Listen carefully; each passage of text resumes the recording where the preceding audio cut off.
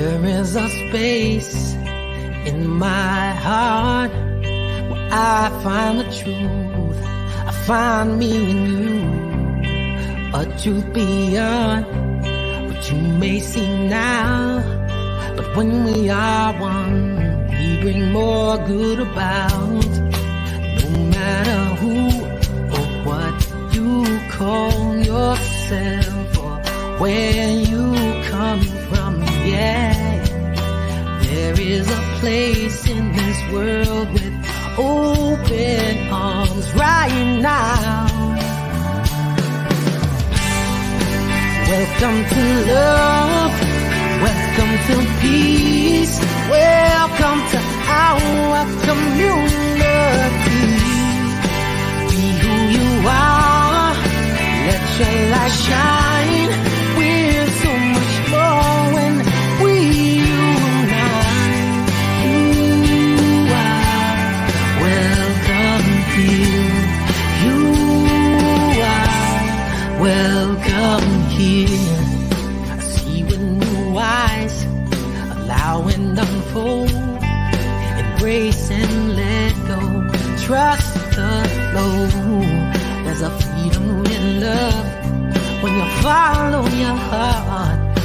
Together we are stronger than we could ever be apart.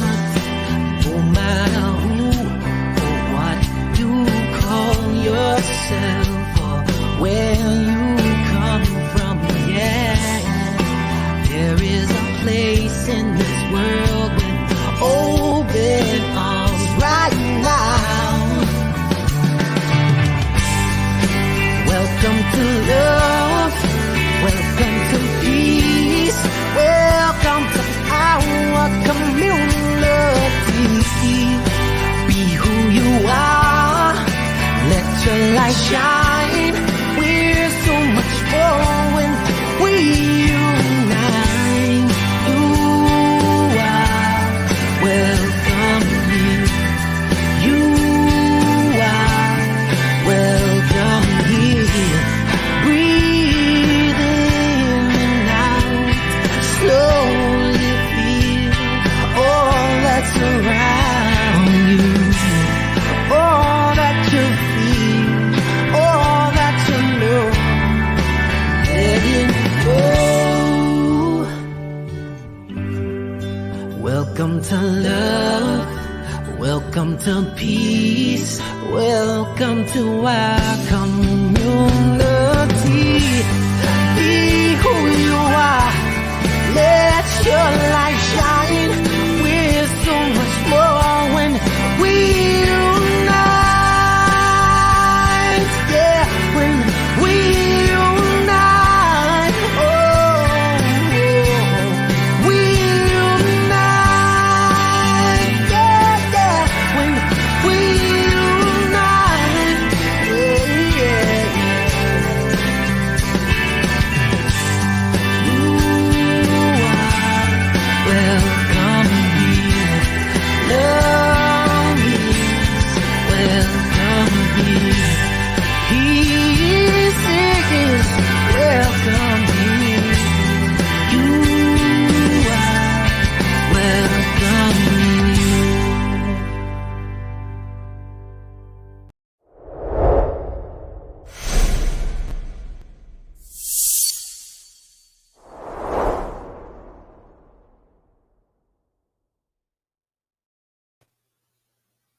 Welcome to our CSL Ocala family. I am Reverend Cindy Grimes, and I am so glad that you have chosen to spend a little time with us, whether you're watching live or you are catching the recording. It's a beautiful day, a cold day in Central Florida, as it's cold all up and down the East Coast of the U.S., but we have had a wonderful day here already. We started our day with our annual membership meeting, which is annual, supposed to be every year, but we didn't have it throughout COVID. So it's already been an exciting and big day here at CSL Ocala. And so today we're talking about vision and possibility as we continue this conversation about paradigm shifts. But before we get started, we'll go ahead and just do that little introductory piece, which is what we're about, our vision and our mission. And if this is your first time, especially with us at CSL Ocala, these are the things that are important to us. These are our values. And I personally love to know an individual's values and organizational values, because it helps me know if we line up, if these things are important to you, they're important to us, then it means hopefully that we're a match. So here we go. The first thing on our list is spiritual growth and practice. It is why CSL Ocala is here, and why we exist is to learn and to grow together and practice. It's not like you get it and you're done. You never have to do it again. It's practice.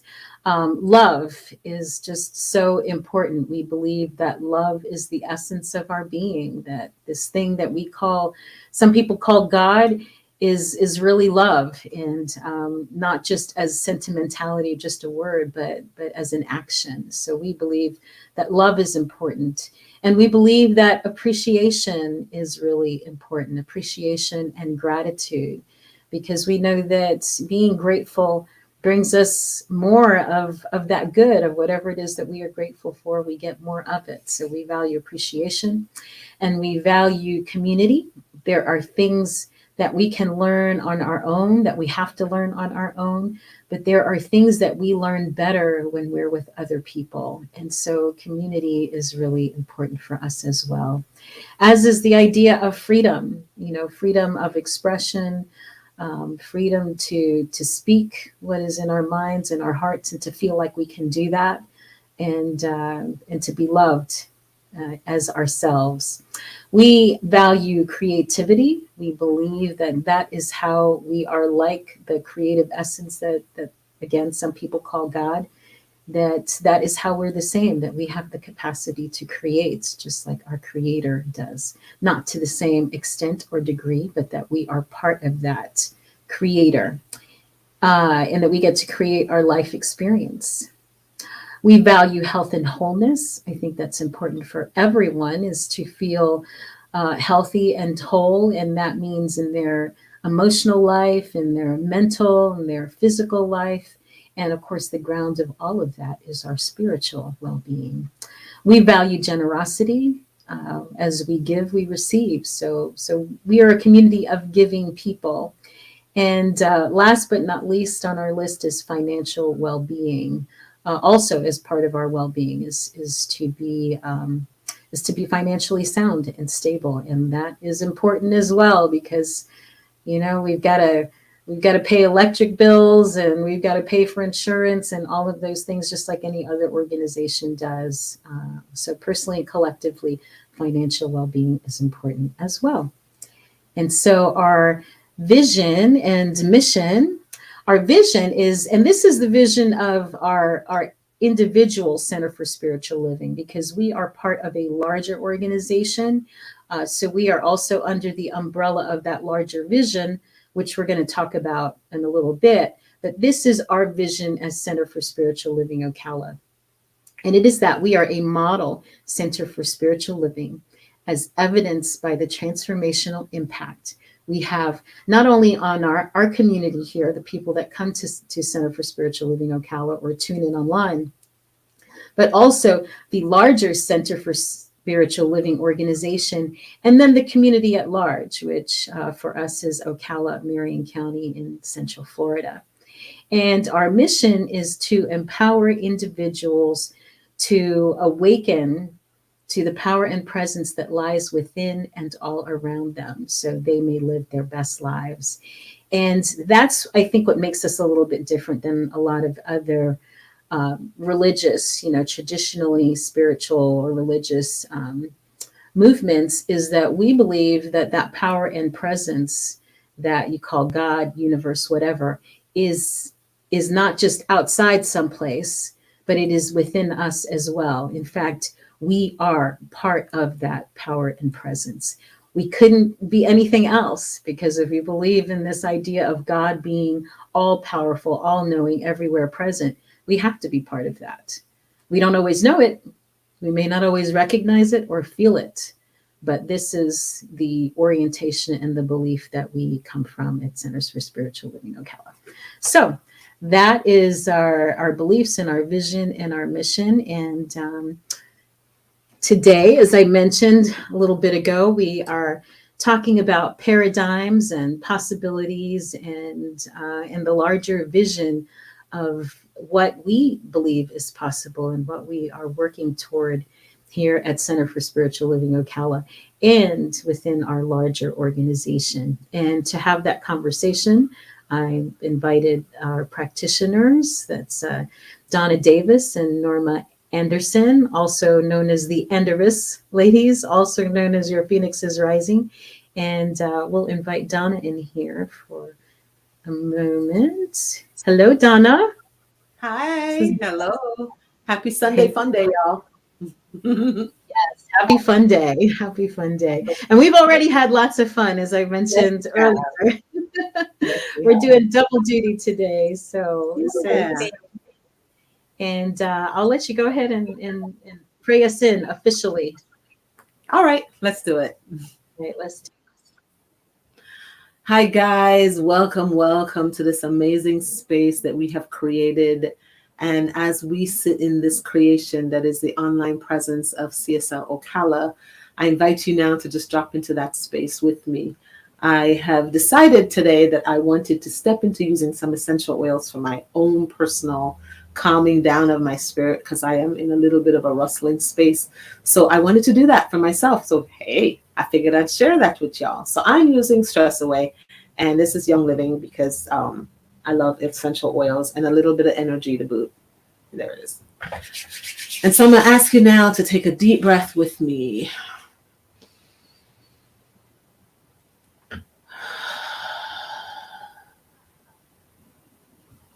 And one more time.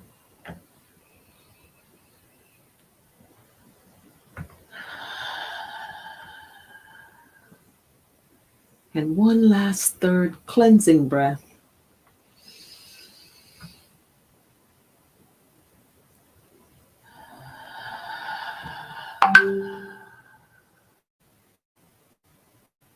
I recognize the allness of the one beautiful source, one vibrant energy that releases itself and stretches itself beyond this point of light, which I sit in, my own being, this physical form that I am housed in. But this too is around me everywhere. It stretches forward past me and everyone else, each energy center being a part of the oneness, every tree, every molecule, every animal. Life is beaming and enjoying itself as all of us. I recognize that now. In my world, I call that God. Intelligent, divine knowingness that exists everywhere. It is all things. It's the things between all things. It's the spaces between the notes that we sing and the notes themselves. All of it is God. And as I sit here in my seat in this moment, fighting with life myself, I too am how God shows up in the world, living and being and loving and laughing and working and playing as God expressed as Donna Davis Andervis Kerr, whatever name I call myself, whatever label I have been given by society, daughter, wife, all of it is living and moving and having its being as God expressed, because I am a part of the oneness. I know if it's true for me, it's true for everyone else. And because that is so, I speak my word now, knowing that in this very moment, and the moments that were before this, and the moments after this that shall come, there are others sitting and recognizing the allness and connecting to their oneness with all of it and all of humanity. And as we approach this global heart vision, as it makes itself known, as it continues to move and shift and ebb and flow, as we create this world that works for everyone, I know that all of it, at the helm of all of it, is spirit guiding and leading and dropping in different nuggets of wisdom coming forward through our creative hands and feet and voice. We are the magnificent that is spirit being expressed through this modality that is called science of mind, new thought, whatever modality. We are connecting to our allness and then bringing others to wake up and also connect.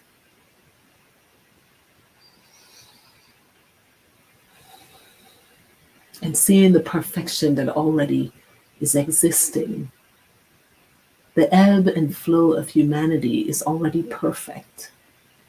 And we are learning as we grow. And as we go and grow through those things that no longer serve us as a community and as a world, we can see the pain, we can help to heal, and we can move on and stretch ourselves beyond that belief that is limiting, that does not serve us, that obviously is not working for everyone. So we are the ones stepping into that space and saying, look at how beautiful life is.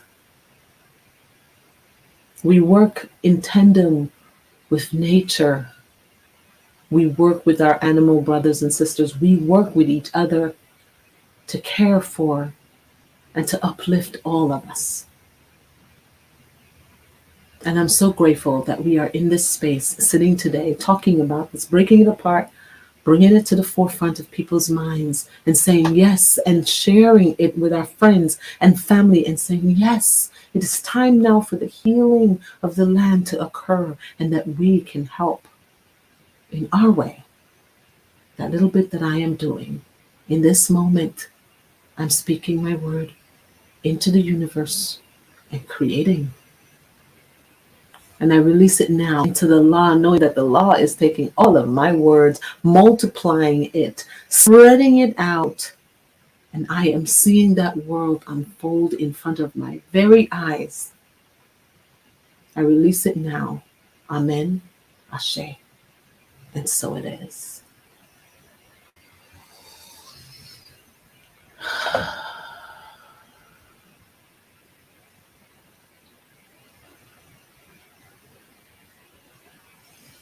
Welcome back. I was muted. I know, I was just waiting for your voice to come back. That's all. Thank you, Donna. Thank you. I just want to thank you again. You have such a beautiful way with words. You know, it's always so poetic and beautiful. And I think it's an awesome opening, along with our song from John Stringer. I just want to cry every Sunday. I listen to those words and I see those pictures and I just feel like I could almost cry. Mm-hmm. So beautiful. It speaks of just what we're about. Here. Well, let me bring in Norma. Hey, Norma.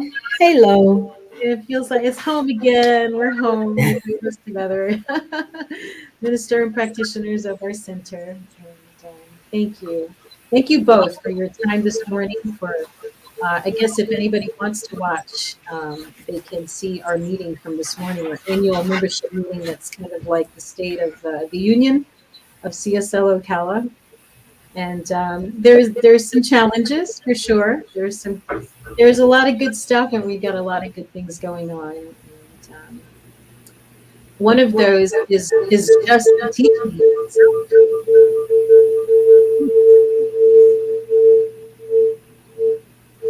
You hearing that too? Yeah. I kind of feel like this morning was more of a state of a union instead of membership, but we can still do that later. Yes, it was more of a state of the union. But the thing that brings us together really is this teaching. As we shared about our center this morning, the analogy of the three-legged stool. Right? It's got a seat and it's got three legs. And so we talked about how those legs are working or not working very well. But the thing that is always so solid is the teaching. right? Is what we are, why what we're here to do, right? Is to teach this amazing philosophy that I know changed my life, and I have seen it change the lives of many other people. And I wanted to talk specifically to the vision of our larger organization. As I mentioned, we have our own vision statement as Center for Spiritual Living Ocala, but we're part of the bigger organization. And if I would put our organizational vision statement into one statement is creating a world that works for all, Yep. right? Yes. Creating a world that works for all. And so we've got the larger organization has for at least 10 years now, it may be longer than that, broken that idea down of a world that works for all into 10 different pieces of our vision. And that's what I thought we would just talk about today, um, how these statements have affected you, how they inform how you show up in the world. What we do here at the center, there's lots of ways that we can approach it, and we're just having a free form conversation. Is how I'm looking at it. So what I thought I would do maybe for each one of these things, and I'm sure we'll spend more time on some of them than others, but to put these 10 statements in the chats one at a time so that people can see what it really is that that we're about. What is this vision? Some people may not disagree, but I come from my own business background, and for me, vision is vital, because when you can state what your vision is, that becomes your it's your destination for one thing. So when things come up, you can look at it like, do we want to have this artist perform at the center, or do we want to teach this modality, or do we want to offer that? We look at our vision and say, does this fit within that? Right. The same thing I think we ought to have a vision personally too, like our own vision statements for what is it that we're about? What do we stand for in our lives? And it makes a lot of other decision making easier. Right. So this is within my realm. This is going to get me closer to where I want to go, or is it not? And then I take it off the plate and I don't worry about it. So anyway, and either of you want to add anything to that idea of vision and the importance of vision? Well, on the personal level, I think that if you're embodying the whole vision idea, it causes you to really go within and see what it is that you really want. Because without that starting point, like you say, you got to know where you're at to know where you're going. Without that starting point, you don't know what you're visioning for. And the same with the global vision, the vision for our center, the vision for CSL as a whole. We have to come up with where we are, figure out who we are, where we are, what we stand for, to know what we want to be.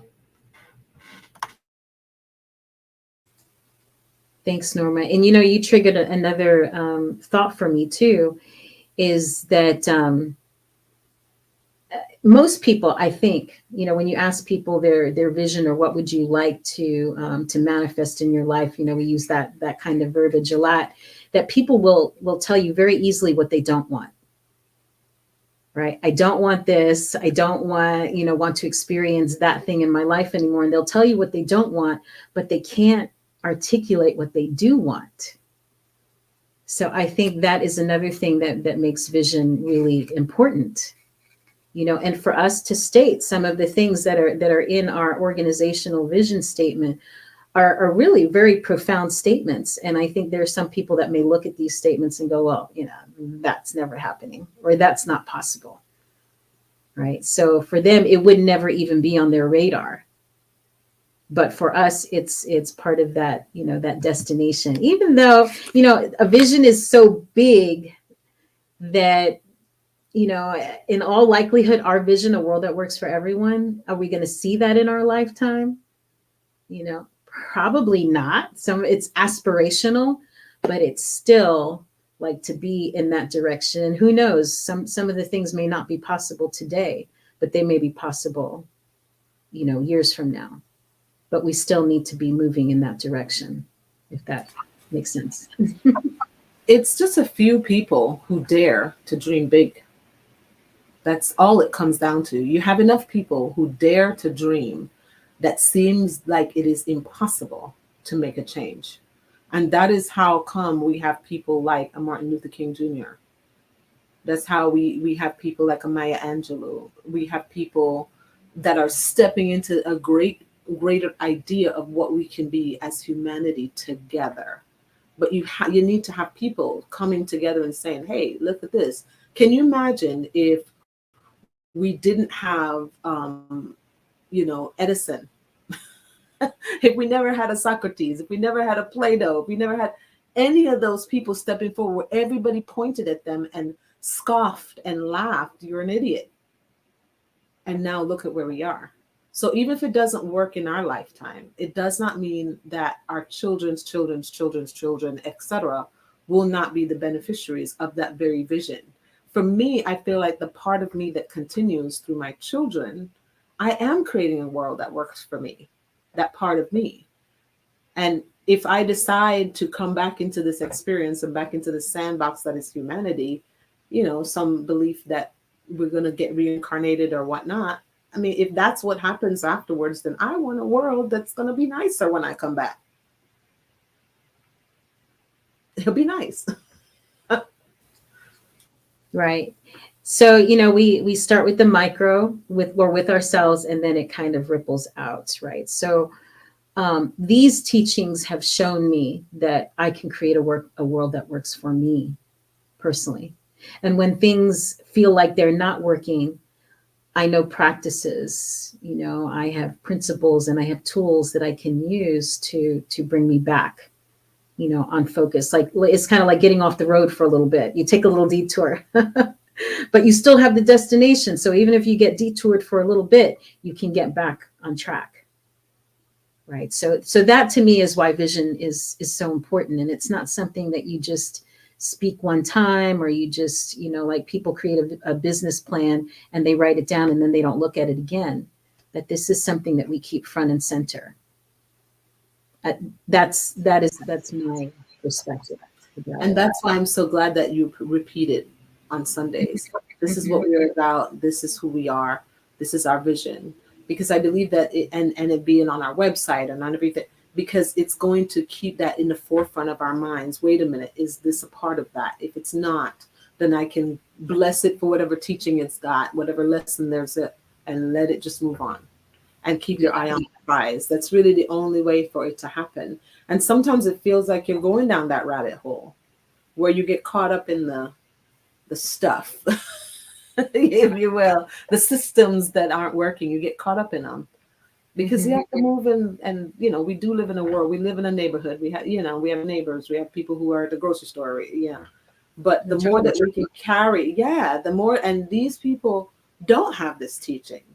So I believe that what called me to the teaching was that when we came into CSL for the first time, when it was Oak Brook Life Enrichment Center, and we saw the people that were there, the way they looked, the way they dressed, the happiness, just the light that was there in the middle of still dealing with health challenges and work and bills and neighbors and the crazy that's out there, we still saw this light. And I thought, I want to live in that sense of the beauty and the majesty that is grace. It's living in divine grace.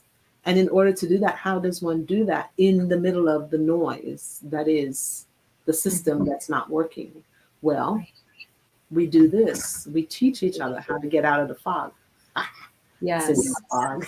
Yeah, tell what the fog is, Cindy. Tell what the fog is. Yes. We are a little different here. So that was an acronym. That's what you call it, right? When you you put it together. So FOG stands for another freaking effing opportunity for growth. And, I have them frequently. And every once in a while, you're just like, I have had enough of this fog. I'm over it. Like, I like to just. We all have it. It's the nature of things because we're growing. And the thing is that as we grow, we've never been in that spot, or we've never been this age before. I've never had this experience before, and I've never been this age. So I'm in a different point in my life. And as I'm growing, the opportunity for growth is going to show up. And when it does, either you reach out or you feel like you're flailing about on your own. So it's nice to have centers like this that we can reach out and reconnect and say, hey, this is what we're all working together as and be and grow. Ade says, going, instead of saying I'm going through something, I'm growing through something. Love it. Yes, yes, Okay. yes. It was the best thing. I was like, oh my God, every time something like that comes up, I'm like, I'm growing through it. Growing through it. I love it. Growing through it. Yes. So let's see. We have our the first statement of the Global Heart Vision. Actually, I think it's just called Global Vision now. And this can be found on our website. We can put the link to it if people want to take a look, because we're not going to get through all of the points today. But the first one we've already posted, and it's that we envision all people, all beings, and all life as expressions of God. And I speak about that pretty frequently. There we go. Is the first thing on our, on our global vision. And again, there's no place where God is not. If God is, as all the other great traditions say, all powerful, all knowing, everywhere present, can't not be here. We can't keep God out of schools. We can't keep God out of the courthouse. We can't keep God out of anything, because that's all there is. Right? Everywhere. Everywhere. We can just bury our head in the sand and pretend it's not there. But guess what? It's you burying your head into the sand, because it's the sand, it's you, it's the stuff outside the sand, it's all of it. And we can just say we don't recognize it, but it doesn't mean it's not there. Exactly. And this one statement for me, my hardest thing for me to work on has always been judgment. And when I always come myself back to this statement, it's all God. Now I'm judging God. So that has helped me through so many challenges, I would say, when dealing with other people.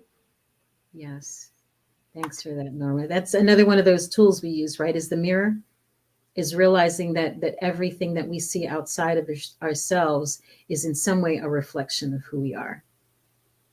And that has been an invaluable teaching tool for me, especially when I'm in it, right? Somebody has really gotten on my last nerve. I'm in the fog with someone, and just to bring myself back to that realization that, oh, that's some aspect of me. I wonder how that's, I wonder how that is reflecting me, either how I am now or how I have been.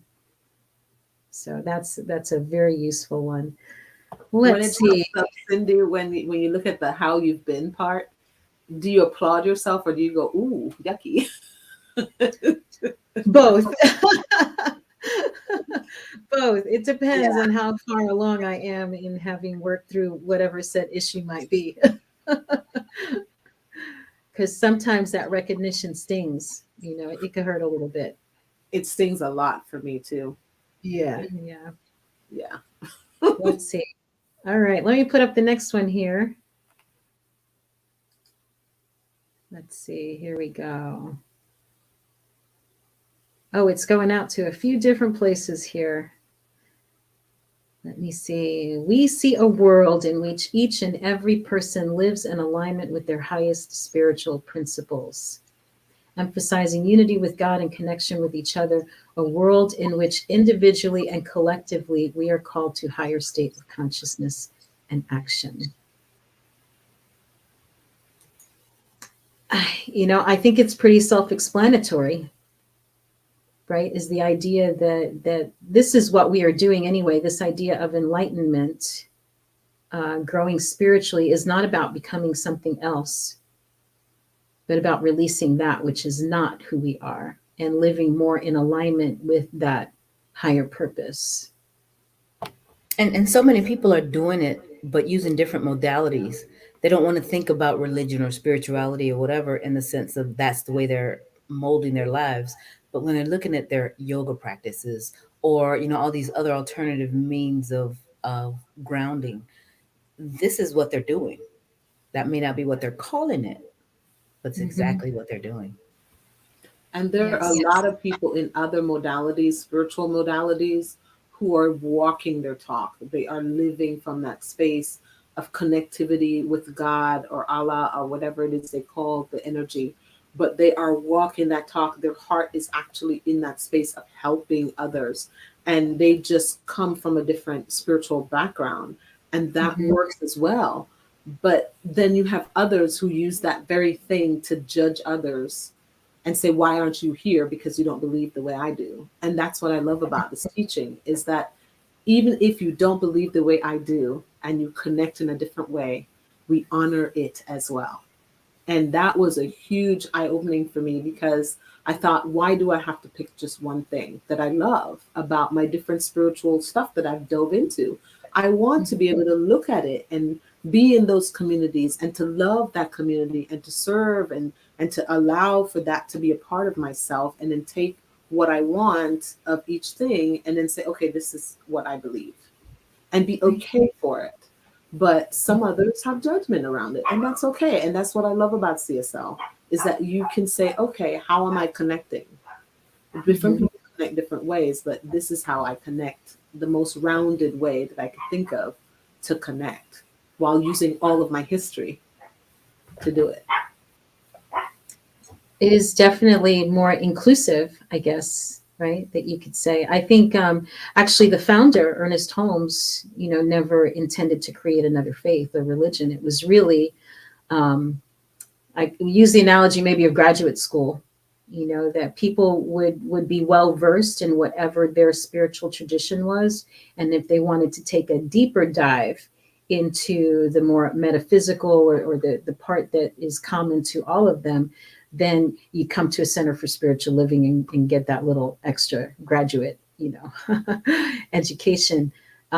Just so happened that I think if people are, say you're Methodist, how likely are you to go to another tradition to get deeper teaching about being a Methodist? So it ended up becoming its own thing. But really, what we teach here is universal.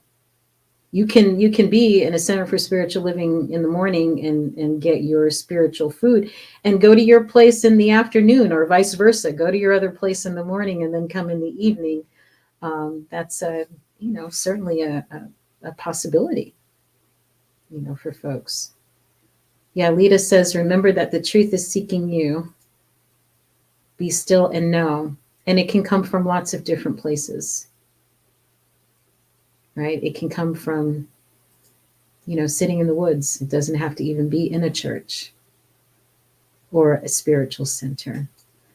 All right, let me put another one up here. Like I said, we're so many of these. There's 10 of them, and they're pretty lengthy. We could probably spend a whole hour session on any one of these. So here is the next one. Did it show up? Let me see which one we're up to here. Okay. We envision humanity awakening to its spiritual magnificence and discovering the creative power of thought, a world where each and every person discovers their own personal power and ability to create.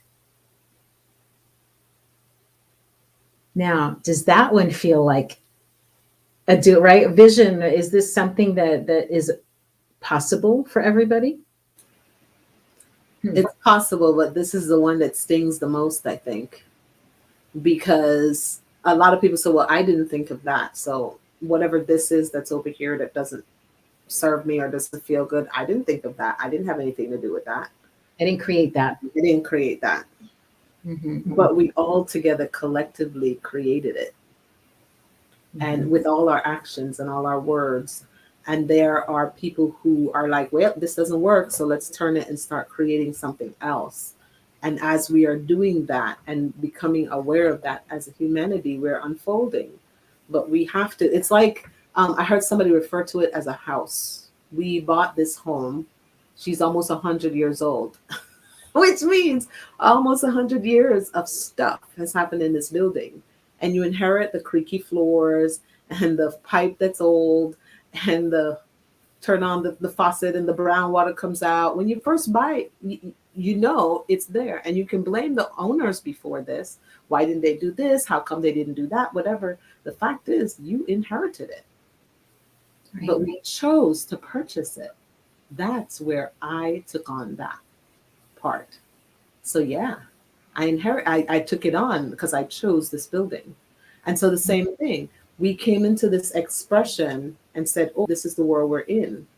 And whether or not you had a choice, some people think, oh, I didn't have a choice when I came into this world. The fact is, we came into an old house that has stuff. So we can ignore it all we want, but it's still going to keep breaking down until we fix it or upgrade it or whatever. And that's where we are as humanity. That's where the thoughts come in. Mm-hmm. I agree. I agree with Donna when she said that this is the one that stings, because I see this one as the accountability clause. You know, a lot of people go to church and they stay with the old way of thinking because they can blame everything that's going wrong in their life on someone else. You know, it's always, you know, the preacher said, or, you know, he said do this, or the church is causing me to do that, or whatever. And it's never an empowerment of, this is happening because I chose this, or I decided to do that, or I thought this process. So getting people out of that old thinking of, you know, the crutch of the old paradigm. And this is the release, the release statement that draws them out of that, and they get stuck right here.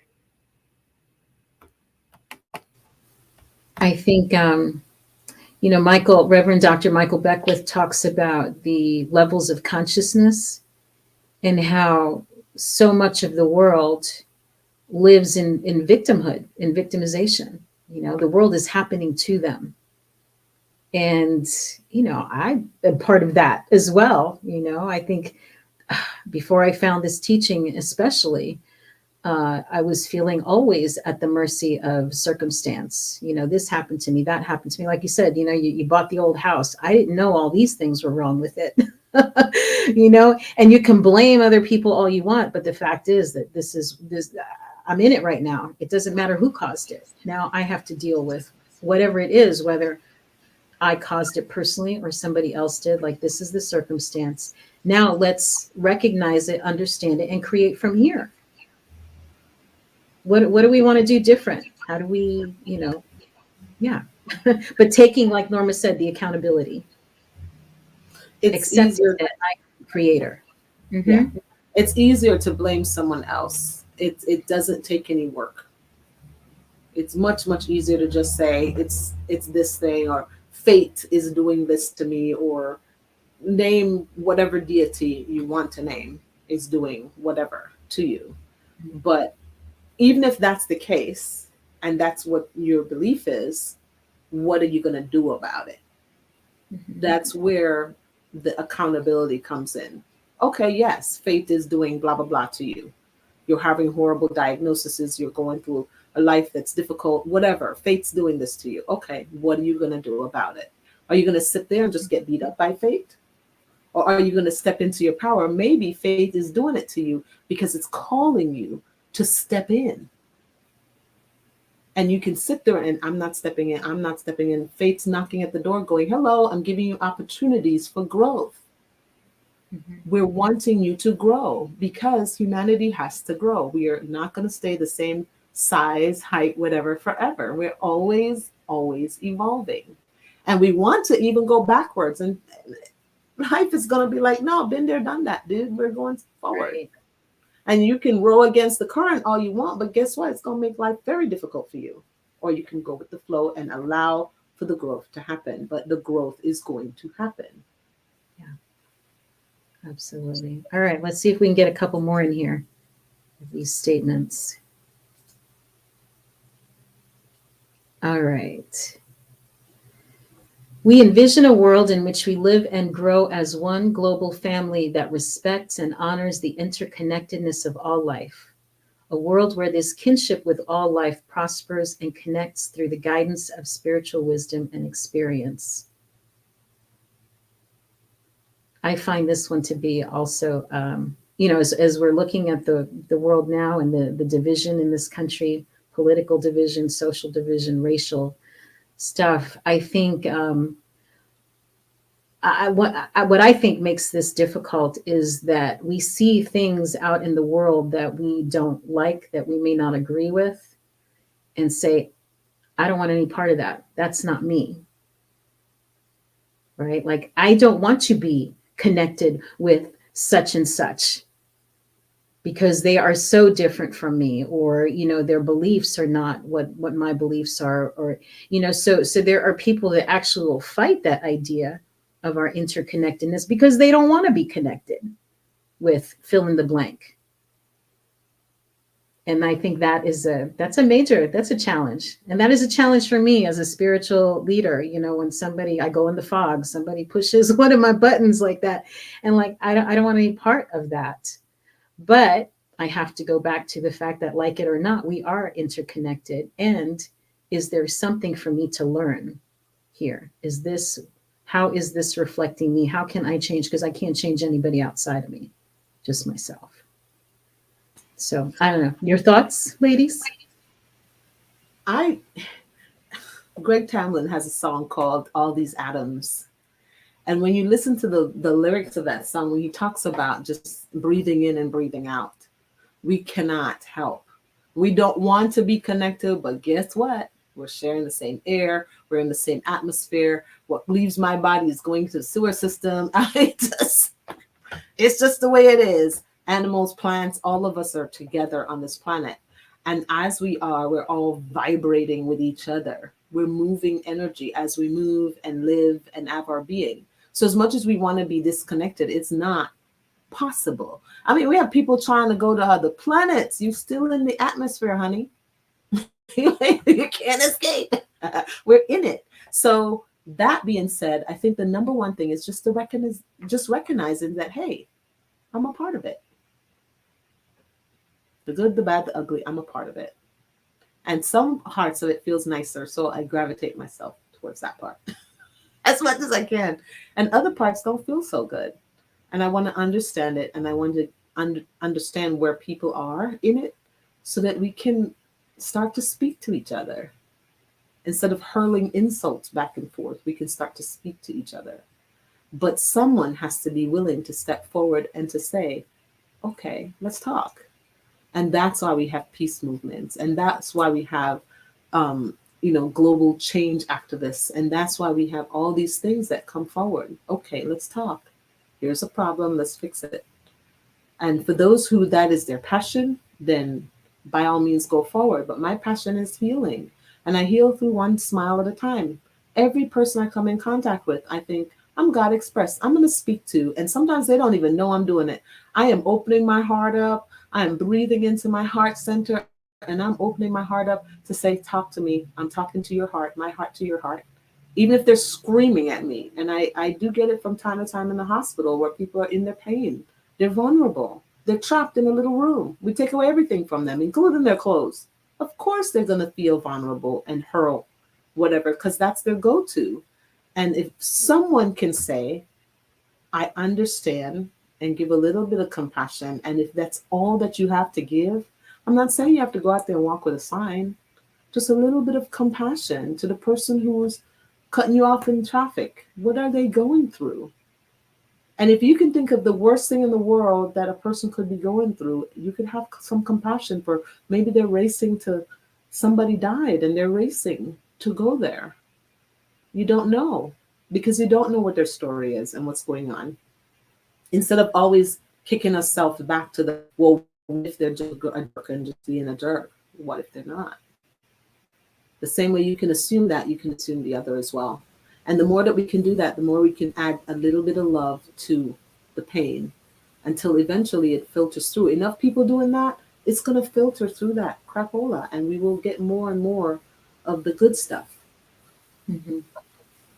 Yeah, I think this one is our action statement for the first statement, about our oneness. What did it say? We're all life expressions of God. Yes, we are that. Now what? So this one says, okay, let's act like we are. And everything we think, say, and do should be a part and pointed towards that oneness. And that in itself would eliminate so many different things that are going on wrong in the world today. Fully believe that. Well said, Norma. You know what? I think analogy I think of with this is the human body. You know, like the brain cell, maybe the brain thinks is boss. You know, I got all that, whatever, right? Until, you know what I'm gonna say, until the sphincter says, oh no, nothing is leaving. And the brain will be like, please, please just do your job.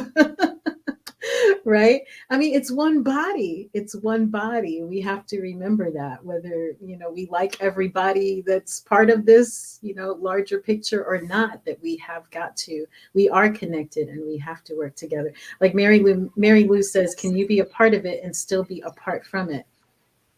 Yes. We're always a part of it. We're always a part of I it. think you can be, because like you were saying with the analogy of the body, if you were to think of it, heart cells don't go all the way down to toenails. They don't belong down there. They're still separated from that part, but they're still part of the greater body. They have their own journey that they're doing, their own function that they're doing. But like you said, without the sphincter, the body doesn't operate well. If everybody wanted to be a heart cell, it wouldn't work. And that's why we need stuff that's going awry. And we have these people who show up that don't feel so good with their energy because, well, maybe they're part of the toenails. Maybe they're part of the fingertip. Maybe they're part of the nose. Maybe they're part of the sphincter. Hello. We just have other words for it. But it is what is showing us what needs to be eliminated. If they don't show up and show us what needs to be eliminated, the body does not move forward. Growth does not happen. Life does not continue. Life is an ebb and flow. It goes in, it comes out. It goes in, it comes out. So without that sphincter working, we won't see the blocks. And then if it gets blocked, it's the end of life. Right.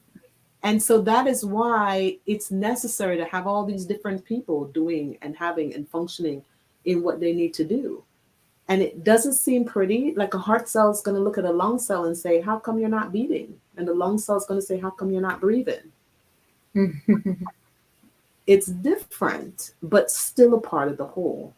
Right. So to what Mary Lou is saying, you're a part of it, but you're still apart from it. And just because I can look at somebody and say, oh, maybe they're a lung cell and I'm a heart cell. Got different work to do. You have different work to do, and recognize what their work is. And if they're stepping into whatever that is it uplifting us? Are we moving forward? If the answer is yes, we're moving forward with their contribution. And sometimes their contribution is negative, but their contribution is what's showing us where the block is and where we need to focus our energy. And without that, and that's why it seems like the world's divided, but I believe it's now we're seeing where our blocks were. It was invisible before, but now we have social media. Now we have everybody with a phone and a camera saying, look at the block. Right. And, you know, to a little more with the analogy of the body, that if there are parts of the body that say, or, you know, a few cells of consciousness that are saying, yeah, we want out of here, not part of this, you know, or we're going to go do our own thing. That's the equivalent of a cancer. You know, like I'm going to grow and multiply and do my own thing someplace else, but it will take down the whole body. Like we have to recognize that we are in this together. Well, you know, I wasn't sure how long this was going to take, if we'd be able to get through the whole thing, and we have not gotten through the whole global statement, and we are definitely at our time, but we've got to finish this conversation. Because this is important conversation, because if we don't hammer down exactly what it is we're doing, then we cannot move forward. Like you said, you don't know where you are, so you can't move forward. And I think that the fact that we are coming and having this very eye-opening conversation about what is it we really truly believe, then people can say, yes, I vibe there. Let me join the movement, because it is a movement. And the movement's been here for a long time. This is old. That's why it's called New Thought, Ancient Wisdom. This has been here for a while. We just covered it up for so long and made it be bad, or, you know, and I mean, generations of people were, you know, completely wiped from the planet, who were thinking in a radical way according to what others thought. But this was just the basis of what their teaching was. And we're bringing us back to, hey, this worked and it honored everyone. Let's go back to that. Yes. Let me see another statement here. Lita shared a little something. You're part of the whole and the truth, and not be conscious of it. I'm not sure what that said here. I think there might be a piece missing. We may not be conscious of it. I think maybe that's what she's saying, that we are part of the whole and part of the truth, and not necessarily conscious of it. Yeah. Yes. And there was another great statement. Let me see if I can pull it up here from Pat, who said something early on here. And the moment kind of passed, but I want to make sure I say it here. There we go. This. We plant trees under which we will never sit.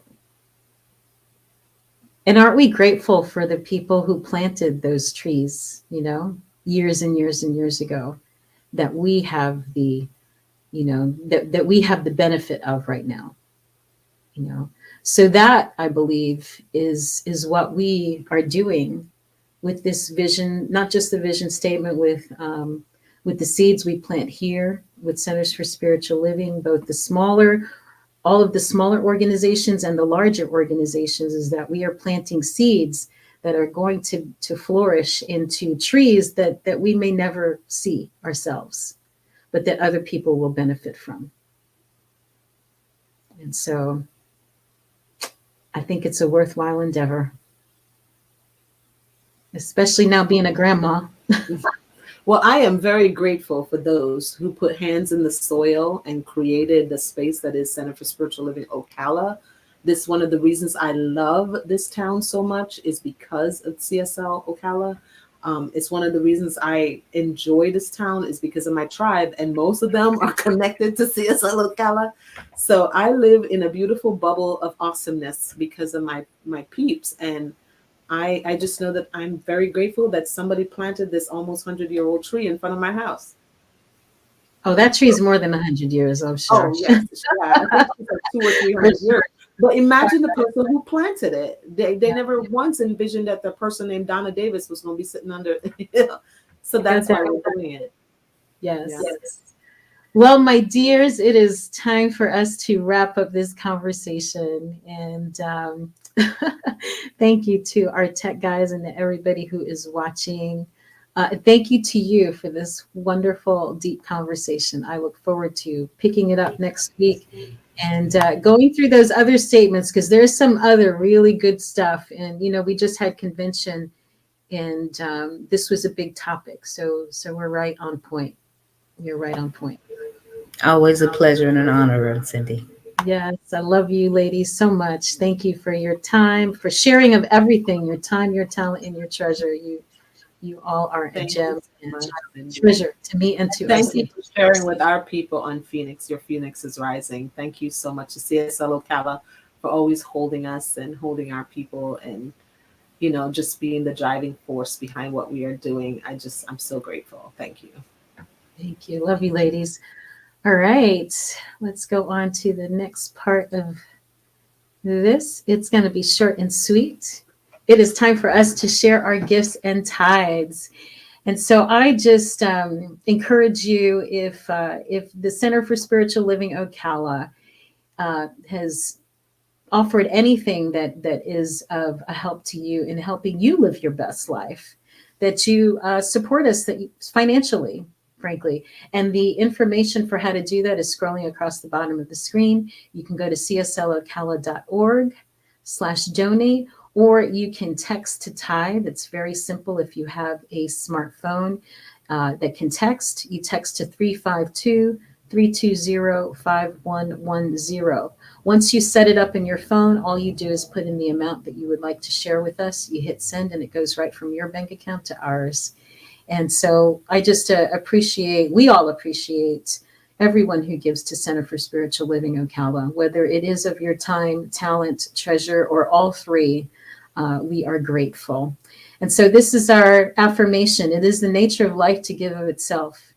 As it is the tree's nature to bear fruit and the flower's nature to bloom, it is my nature to share the gifts of my time, talent, and treasure. I participate in the divine flow of life, giving generously and receiving abundantly. I am blessed and I am a blessing. I am grateful. Thank you all for being a blessing in my life and allowing me to do the work that I love to do and being part of this community. And know that we are planting those seeds for the future that are going to move us toward creating that world that works for everyone. Certainly, we can help you create a world that works for you. And then it will ripple out to your loved ones and to the people that you care about and the people in your community. And so we close with our prayer for protection. And it comes from James Dillett Freeman, who was a great, great New Thought philosopher and teacher of the Unity tradition. And it goes this way. The light of God surrounds us. The love of God enfolds us. The power of God protects us. And the presence of God watches over us. Wherever we are, God is, and all is well. May all be well in your world. May any challenges that you may be going through turn into stepping stones to your greater success and your greater yet to be. I wish you well and look forward to seeing you next week as we continue this conversation about paradigms, possibilities, and vision.